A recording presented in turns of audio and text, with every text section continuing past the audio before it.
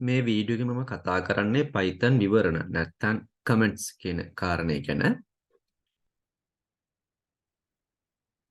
විවරණ නැත්නම් comment එකක් Python code එකක් අපි ලියනකොට ඒ code එකේ සමහර තැන් developer නැත්නම් සංවර්ධනය කරන කෙනා හරි නැත්නම් වෙන කෙනෙක්ට පාවිච්චි කරන යාට දැන ගැනීම පිණිස නැත්නම් අපේම අනාගතයේ මොන හරි ලියපු දෙයක් ගැන අදහසක් ආපහු ඇති කරගන්න උවමනා වෙනකොට අපි ඒකේ කමෙන්ට් එකක් දානවා. කියන්නේ අපේ සහ වෙන කෙනෙක්ගේ රිෆරන්ස් එකට පාවිච්චියට. කේතය භාවිතය පිළිබඳ ඉදිරියේදී දැන ගැනීම සඳහා විවරණ භාවිතා කරයි. ප්‍රභව කේතය පිළිබඳ පැහැදිලි තොරතුරු සැපයීම සඳහා වැඩසටහනට එකතු කරන ලද පෙළ වැඩසටහන්ය. ක්‍රමලේඛන භාෂාවෙන් ඒවා භාවිතා කරනුයේ ක්‍රමලේඛන ලේඛනගත කිරීමට සහ ක්‍රමලේඛකයන්ට ඔවුන් කේතේ සමග කළ උපායශීලී දේවල් මතක් කිරීමට සහ කේත තේරුම් ගැනීම සහ නඩත්තු කිරීම සඳහා පසු පරම්පරාවට උපකාරී වේ. සම්බාධක මේවා ක්‍රියාත්මක කළ නොහැකි ප්‍රකාශ ලෙස සලකයි. ඒ කියන්නේ මේ අපි කෝඩ් එකක් ලියනකොට ඒක අපේ ප්‍රයෝජනට වෙන්න පුළුවන්, තව කෙනෙක් ඩෙවලොප් කරන යාගේ ප්‍රයෝජනට වෙන්න පුළුවන්.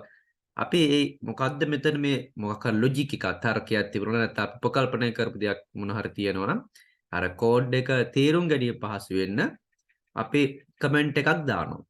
මේක Python වලට විතරක් නෙවෙයි, පුතාලගේ උසස් පෙළ එන HTML වලත් කමෙන්ට් කරන්න පුළුවන්, SQL වලත් කමෙන්ට් කරන්න පුළුවන්, PHP වලත් කමෙන්ට් කරන්න පුළුවන්. මේ හැම ප්‍රෝග්‍රෑමින් ලැන්ග්වේජ් එකම කමෙන්ටිං කියන එක තියෙනවා. හැබැයි කරන ක්‍රමවේදය චුට්ටක් වෙනස්. එතකොට මේ Python වල කමෙන්ට්ස් වර්ග දෙකක් ගැන කතා කරනවා. තනි පේල් විවරණ සහ බහු පේල් විවරණ කියලා. මේක ආකාර දෙකකට තමයි ක්‍රියාත්මක වෙන්නේ. තනි පේල් විවරණ එක විදිහකටත් බහු පේල් විවරණ තවත් විදිහකට තමයි අපි දක්වන්නේ කෝඩ් එකේ.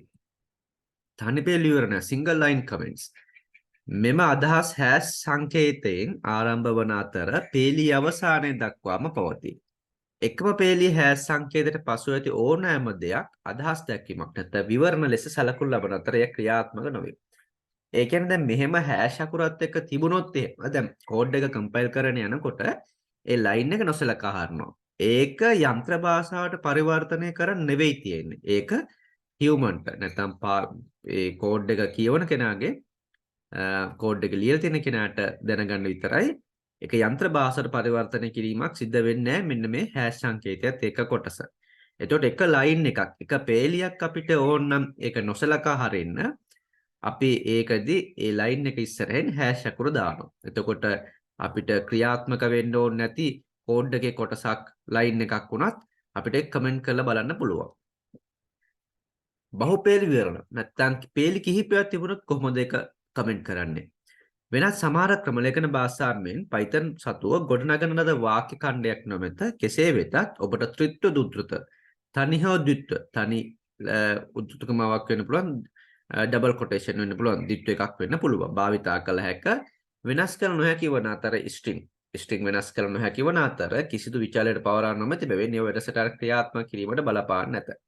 ඒ කියන්නේ සිංගල් ලයින් කමෙන්ට්ස් විතරක් නෙවෙයි බහු මල්ටි ලයින් කමෙන්ට්ස් දානකොට අපි තනි උද්ෘතකමාවක් හෝ ඩබල් කොටේෂන් උද්ෘතකමා දෙකක් පාවිච්චි කරන එක ළඟ තුනක් වෙන විදිහට මේ දැන් දීලා තියෙන උද්ෘතකමා තුනක් එක ළඟ පාවිච්චි කරොත් ඒක බහුපේලි විවරණයක් කියලා සලකන්නේ. ඒ කියන්නේ මල්ටි ලයින් කමෙන්ට්ස් එක අපිට තනි පේලියක් විතරක් නෙවෙයි අපිට පේලි කිහිපයක් උමනා වෙනවා නම් ඒක පැහැදිලි කරන්න නැත්නම් අපි කෝඩ් එකේ යම් පේලි කිහිපයක්ම එක සැරේ කමෙන්ට් කරන්න අවශ්‍ය නැහැ. විවරණයක් විතර එක ක්‍රියාත්මක නොවි පවතින්න ඕන.